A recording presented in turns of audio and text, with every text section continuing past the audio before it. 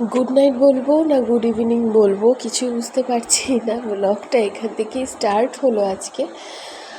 আর দেখুন রাত্রিবেলা হঠাৎ করে আসলো বৃষ্টি, আর বৃষ্টির মধ্যে কী শিল পড়ছিল, বাপ রে বাপ, চারদিকে ফেটে যাচ্ছিল আমার গ্লাসগুলো, আর জানলার গ্লাসগুলো ঢাম ঢুম ঢুম ঢাম শব্দ, কী বলবো। আর জিয়া টিয়া ভয়ের চোটে দৌড়াদৌড়ি শুরু করেছে ঘরের ভিতরে। ওদেরকে বললাম তোরা দাঁড়া দাঁড়া দাঁড়া, আগে জানলাগুলো লাগাতে দে, জানলাগুলোও লাগাতে দিচ্ছে না, জানলার সামনে দাঁড়িয়েছে। আর আমি আপনাদেরকে দেখানোর জন্য মোবাইলটাকে নিয়ে যাচ্ছি। এইভাবেই সন্ধ্যের পর হুলস্থুল আর হুলস্থুল, বাপরে বাপ, আমরা সবাই মিলেই দৌড়াদৌড়ি শুরু করছিলাম। যাই হোক, দেখতে থাকুন আমার ব্লগটা, সঙ্গে থাকুন।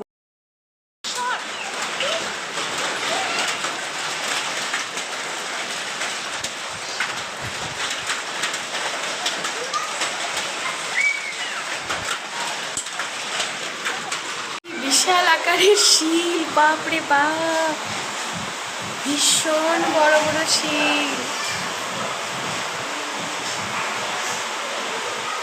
কাছের জানলা শেষ।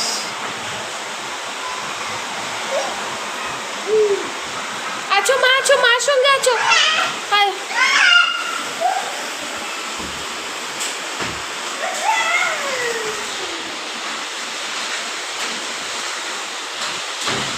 আমি জানলাগুলো লাগিয়ে আসি।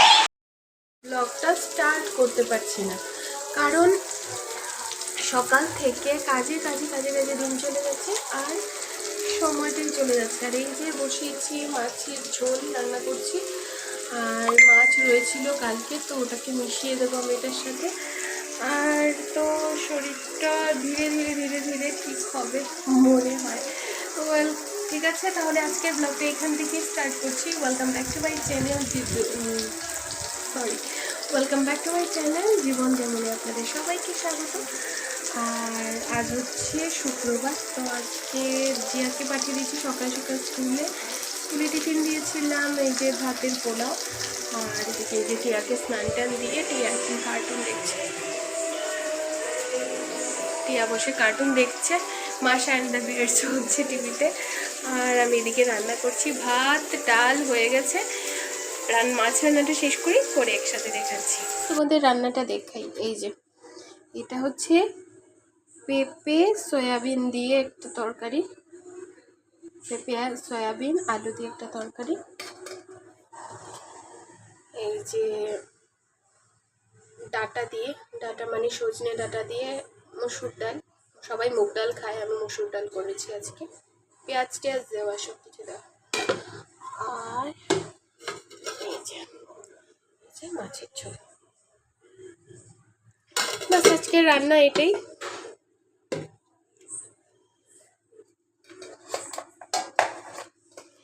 এই যে জিয়ার ভাত বেড়ে নিয়েছি, তারপরে সেই যে বাসন ধুবো, সব গুছাবো। জিয়ার ভাত বেড়ে নিয়েছি, এখন জিয়াকে খাওয়াবো, খাইয়ে তারপরে আসছি আবার।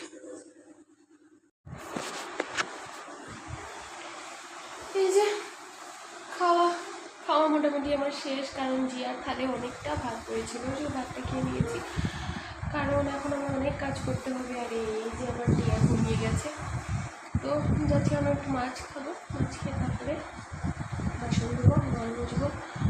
আর জিয়া গেছে বাথরুমে, ওদের খাওয়া শেষ, শাড়ি ভালো লাগছে না, বোরিং লাগছে কাজ করতে করতে, আর শেষ হয় না কাজ, এটাই প্রবলেম।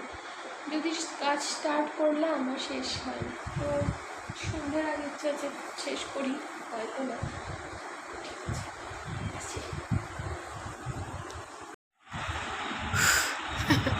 স্নান সেরে এসে জাস্ট এসে বসলাম, তো আর কি খুব পরিশ্রান্ত লাগছে, কারণ 3টে পর্দা, একটা বেড কভার, আমাদের আজকে বসো বসো, আজকের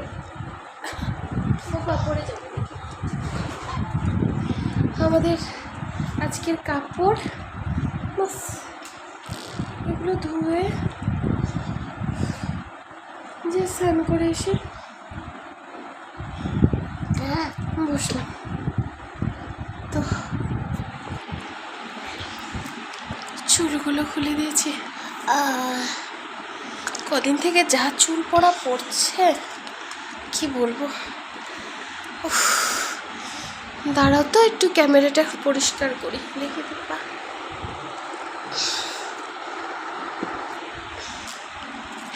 একটু পরিষ্কার লাগছে। ভীষণ টায়ার্ড হয়ে গেছে, ভীষণ টায়ার্ড। এখন একটু শুবো না, জিয়া উঠলে জিয়াকে পড়াবো। অনেক পড়া দিয়ে দিয়েছে স্কুলে, না পড়ালে না হয়। আর কে একটু সরো, একটু বসি। এই যে এই যে এই যে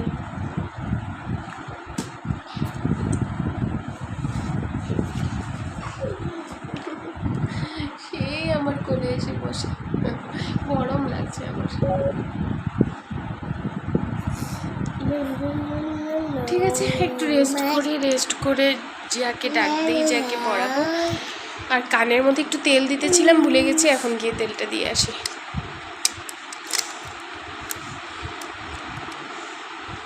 আমার জোরে জোরে শ্বাস ফেলতে ইচ্ছে করছে, এত টায়ার্ড লাগছে। কি একটু টিভি চালাই, দেখি ও দেখে কিনা। টিভিটা চালাই, সঙ্গে আর কি বলবো, ভাল লাগছে না আজকে। করে সেলাই নিয়ে বসবো, কাপড় নিয়ে বসবো, কি না করবো এটি বুঝতে পারছি না, অনেক কিছু।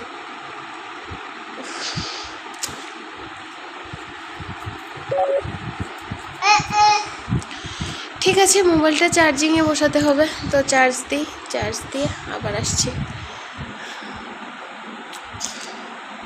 একটু চুল আশ্রিয়ে দেবো, পুচকুকে একটু চুল আশ্রিয়ে দেবো চুল আসি তুই সময় না। মধ্যে তো অনেক কাজ চলে গেছে, যা দেখানো হয়নি। ঘর মোছা, বাসন ধোয়া আর রান্না, অনেক কিছু মিডিলে অনেক কাজ হয়। আমার স্ট্যান্ড নেই, তো আমি স্ট্যান্ড যেদিন কিনতে পারবো পুরো সারা দিনটা আপনাদের সঙ্গে শেয়ার করব। কারণ আমার প্রত্যেকটা দিন একই রকম থাকে মোটামুটি, তাই আর সারাদিনের রুটিন আমি যে কোনো দিনই দেখাতে পারবো। তো ঠিক আছে,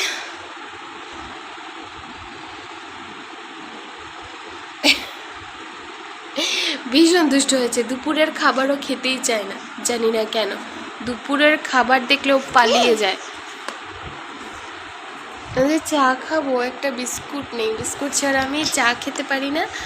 একটা বিস্কিট নেই, এখন কি দিয়ে চা খাবো? এখনই আমার মোবাইলটা সুইচ অফ হবে, তো সুইচ অফ হওয়ার আগে চার্জে বসাই।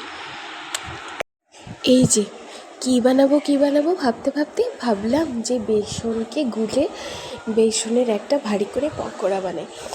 ভীষণ টেস্টি লাগে, এটাতে নুন, চিনি একটু, তবে আমি চিনি দিইনি, কারণ আমি যেহেতু সুগারের পেশেন্ট, তো আমি চিনি খাই না, চিনি দিইনি।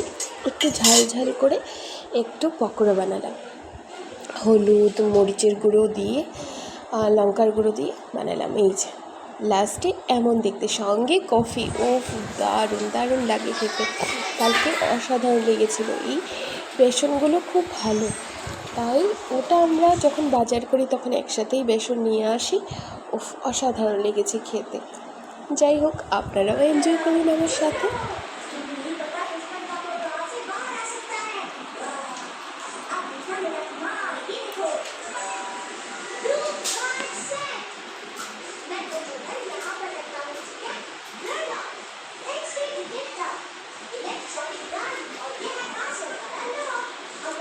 এই যে টিয়ার খাবার নিয়ে বসে আছি, ও খাচ্ছেই না, খেলছে শুধু। আর এদিকে জিয়ার খাবার মোটামুটি শেষ, আর টিয়া শুধু ঘোরাঘুরি করছে আমার চারদিকে।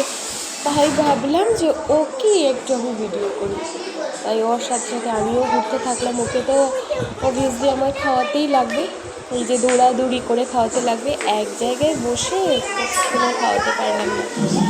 আর আমি কিন্তু সত্যি কথা বলতে, আমি কিন্তু ওর অভ্যাস করিনি দৌড়ে খাওয়ার। আমি কিন্তু চিরদিন ওকে নিয়ে বসে এক জায়গায় বসে সুন্দর করে বসে খাইয়েছি, কারণ বাচ্চারা যা অভ্যাস করে তাই তো শিখে। আর খাওয়া দাওয়া শেষ করে এই দেখুন সোনা বুড়ি চটপট করে ঘুমিয়ে গেছে। আর এদিকে জিয়াকে বলছি বিছানায় ওর, তবুও দুষ্টু করে। আবার দেখা হবে। সকালে আমি স্কুল থেকে এসে যাবো, তারপর তোমাদের সাথে ফোন করবো। ঠিক আছে, গুড নাইট সবাইকে, এখন এই পর্যন্তই থাক, তাই না? আর এখন আমার না জানতো কি হয়েছে, আমার না হাতে ব্যথা। আদর আদর আদর আদর আদর।